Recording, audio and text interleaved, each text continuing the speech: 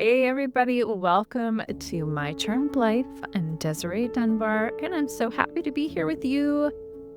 Something I've been contemplating that I want to share is around being a woman and really living with cycle, and specifically living in rhythm, and how lunar cycles can support clarity, consistency, and definitely creativity. Today, we're going to just dive in a little bit about the lunar phases, how that influences us as women, and how we can use that to support us in our life, or maybe you even have a business. So let's dive in. Something I'm thinking about is this energy of push and the culture that supports us in getting things done and making progress and being productive, and it's kind of exhausting. I'm thinking about this time as a dance student. I was at college doing a Bachelor of Fine Arts, and we had this guest dancer come. She was an exchange student, and she was from Taiwan. And I'll never forget the day she told me, she said, when we are on our moon time or our menstrual cycle at school back in Taiwan, we get 7 days off. And I remember being flabbergasted by that. 7 days. I mean, here we don't even talk about it. You try to hide it. You definitely don't tell anyone, and you definitely don't get 7 days off to rest. So that to me is just the way we're conditioned in the culture in which we live to keep going no matter what your natural inner rhythm actually is. So you can start to feel how it could be very beneficial if we could really listen to the menstrual cycle, or if you're in perimenopause, menopause, we still have these natural cycles within us. So back to the moon. How does this work with the moon? Well, if you think of the moon impacts the tides, right? We have this app on our phone, my partner and I, where we look at the tides. We live on the Pacific West Coast. And so if we're going to the beach, we want to check out, is the tide low or high? And it's 100% in connection to the moon. The moon is impacting whether the water is in or the water is out. So doesn't it make sense, because we're mostly comprised of water, that we would be impacted one way or the other? And so I'm sure it's science, but I can just feel it even when I sense into this now. You may have even tracked your cycles and noticed that your own cycle, your womb cycle, is very much connected to the womb. Maybe you are on your moon time with a full moon, or you're ovulating with a full moon. So even the womb and your cycles are being naturally impacted. Isn't that so cool? I think it's just so amazing. I don't think we are designed as women, though, to be in this constant push like the way I was at dance school. It was exhausting. It was tiring by the time the weekend came around. I was too exhausted to do anything. I would have to sleep in, kind of mope around the house, recover, have the hot bath with Epsom salts, and then be back again for Monday. But really, those 2 days weren't really enough sometimes. So if we had the opportunity to align with these cycles, what would that look like?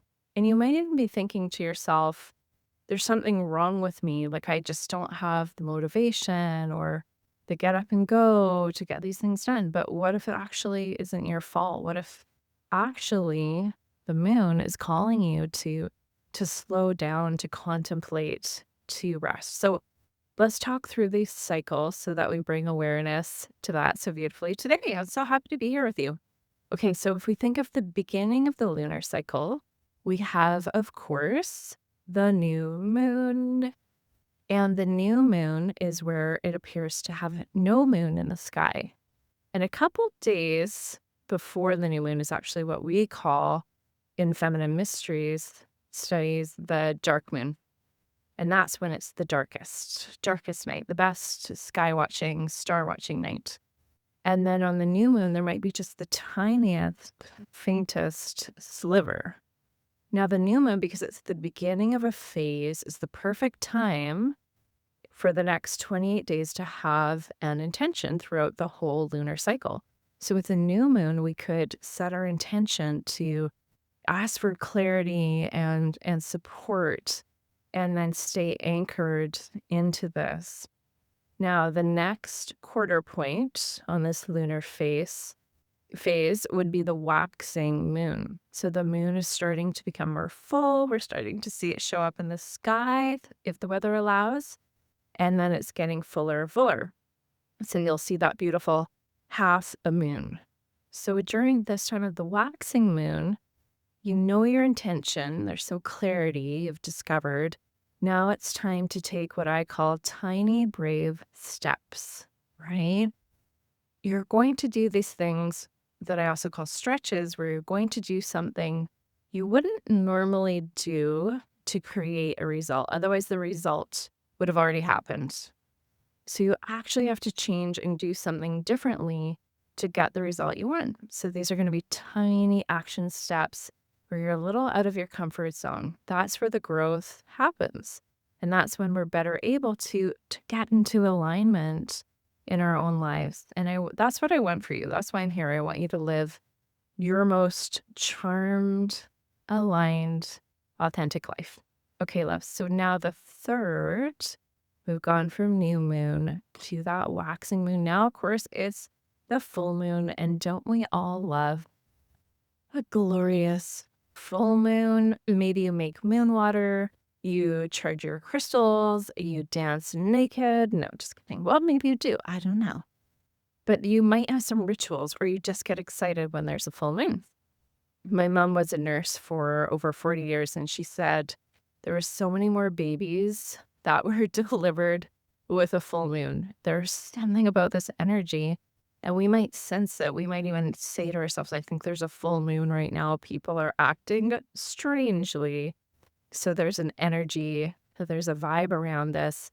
But how can we use that? Well, this is the time to energize that goal of yours, that intention, those tiny brave steps you've been taking. Let's use that energy for manifestation and to have that trust that things are happening, even if it doesn't feel like it. I think the best way, and I've been doing this for about 20 years now, to do this is to come into circle with other people. A circle in and of itself, where you have community gathering in this horizontal learning platform, there's no hierarchy. There is a field that gets created that is so incredible, so tangibly supportive and uplifting. It's pure magic, just the nature of circle. So if you have circle on a full moon evening or in the days around, and you have other people, I mostly work with women, so women who are harnessing this power, they're unlocking their own inner power, they're saying yes to tiny brave steps, they're desiring to reach their potential. Now you've got a room full of us and we start dancing. There is something incredible that opens up in the space. There's energy of expansion, and there's definitely energy of possibility, where we might have been stuck in an old story that says, I'm too this, or I'm too that, I'm too young, I'm too old. Whatever the case may be, you get to rewrite that story and lean into something that's actually true, which is your potential. All you need to do is access that. And so I'm here to support you in different tools and skills and circumstances that just might crack that open for you. And I don't think it happens in just one time, sitting down to meditate or going to a dance session in a one time. It is about consistency, repetition, rewiring. Sometimes you have to slow down that old rewiring, allow the brain and the nervous system to literally slow, and then rewire it with what's true and build that up and flex the muscle of this new identity, this new you that you're birthing into the world. So the full moon is perfect for that. So what do we have next? Last one. After the full moon, you see it in the sky, you know what it does. It starts to wane. So, what would the waning energy be like? How do you think we could ride the wave if we're surfers? We're riding the wave of a waning move. What would that feel like? Well, we've had this surge of energy, and so it's natural now that there's going to be a dip. I think part of the problem we're facing in the world is we're expected to be on all the time, or we think we are, or we've oriented our lives to be in this way. We're always on, we're always doing, we never get our to-do list done. The problem with that is your nervous system is now completely on all the time, and it's meant to come on alert, and then it's meant to soften and release, not to be on all the time. So the waning moon is that time in the cycle where you want to build in that rest for yourself. And I know you're saying, I've got work, I've got the grandkids, I've got all these things to do, I can't just take a rest. But what if you could just have that awareness and build that in, right? This is the time in the month where, right, it makes sense. I'm a little bit more tired, or I might need a little more sleep. Maybe I'm going to go to bed a little bit more early. Anyone else stay up too late binge watching an extra show? I think, just really creating these boundaries around our energy is so important, and honoring that your energy is sacred. It truly, truly is. And I think part of creating as the creatress your charmed life is setting boundaries around your energy. And only you can do that, my friend. So, what we've been talking about today is this rhythm, the cycles, the moon, your own cycles. And when we align with those, I think we really build trust. We build trust in ourselves. We realize it's not just me. There's something bigger here that I'm meant to spiral with. And it feels so much better when I'm spiraling with this energy. Going to full moon ceremonies has definitely changed my life. Not only have I met incredible friends and women and clients that I continue to connect with every single month, but I've also really learned so much about myself, because it's also this time where we're very insightful and very intuitive. And I believe that women's intuition is a real thing. And when you flex that muscle, and we do this together with skills and tools, and we feel safe again. So many of us have had experiences where our third eye or intuition has been shut down because maybe we got scared. Maybe we had some visions or premonitions, but we didn't have anyone supporting us in that. So now I think a lot of us in our 30s, 40s, and beyond start to realize, actually, this is a superpower. I need to come back to this, but where do I even start? What do I do to develop that women's intuition so I can use it for good? I had a client the other day. She said, when I was a little girl, I had a dream that my granddaddy was going to pass away. And I was so scared by it. I didn't say anything to anybody. And lo and behold, he did pass away in the days after that. And so something sort of clicked for her, a realization that, whoa, if I could actually control this, I could have gave someone a warning. Maybe I could have helped somebody. I could have made sense of this. And not that she did anything wrong in the moment, but it did wake her up to her magic and a realization, wow. And I get goosebumps when I say this. I have an incredible power. What do I do about this? And why isn't anyone else talking about this? And is it just me? I actually believe that everybody has spidey senses and intuition, and it really is a muscle to be flexed. And sometimes we get these flashes like my client did. But what if we could actually control that and access intuition when we want to, when we need to control it, right? You have the on and the off switch.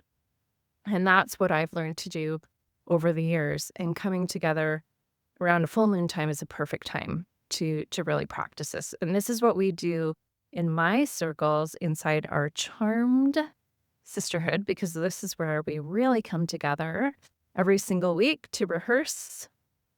I like that word as a dancer, but you're really rehearsing your next level identity, right? You're getting out of that old story and you're getting into a new story. No, I can do this. I've got this. I can make my own business. I can leave my partner and be happier somewhere else. I don't know why I'm whispering that, but I feel like that could be on your mind. But anything that is this call that you feel inside of you, maybe it's a big trip you've been thinking about going on. One of our Charmed members, one went to Italy recently, and another one went over to Spain and is living her best life. And these things happen more consistently, I notice, in the container. I don't think they would have done those things if they weren't in the container, because they're around like-minded women that are doing the same thing. Community is so important. And in my next video, I'm actually going to talk about that, how healing isn't really meant to be done alone. Lone wolfing it, trying to figure it all out, sometimes even hiding what's causing pain for us and trying to deal with it alone, when community is really where it's at. I think community honestly is everything. So in my next video, I'm going to share more about that. And my friend, on February 17th, I invite you to come in to circle with us. I'm offering a free public circle around this fire horse Chinese astrology energy as we enter into that lunar new year. So it will be the new moon time. So this is your perfect opportunity to come in and practice. You can bring a journal, bring your dancing shoes, and get ready to interact with the other women in the chat. If you love oracle cards, crystals, candles, bring them all. Coming early is important. Come a few minutes early, get all set up. Come live if you can.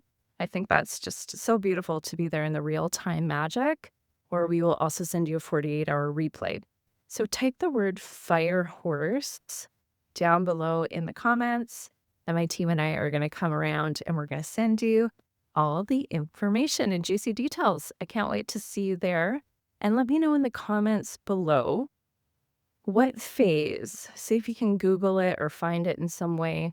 What is the lunar phase you're at right now as you're watching and experiencing this? And then what is one thing you could do to align yourself and your energy based on what we talked about today? So if it's the new moon, maybe you're going to do some journaling to get that clarity. If it's the full moon, maybe you're going to put on a song and dance. What is it that you could do? What's one tiny brave step you wouldn't normally do that you're going to commit to? It can be fun. It can be playful. Type it down below. I would love to know, and I'll see you in the comments. Thanks for joining, everybody. I'm Desiree, and we will see you next time.